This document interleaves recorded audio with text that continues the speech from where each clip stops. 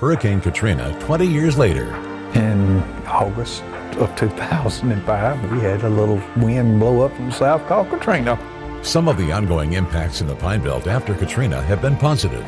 In some ways, it was a blessing for Lamar County because of the money and the growth and the things that came shortly after. How growth in some areas started after the storm passed, and the blessings that came from the rebuilding we're benefiting from. Friday at 6.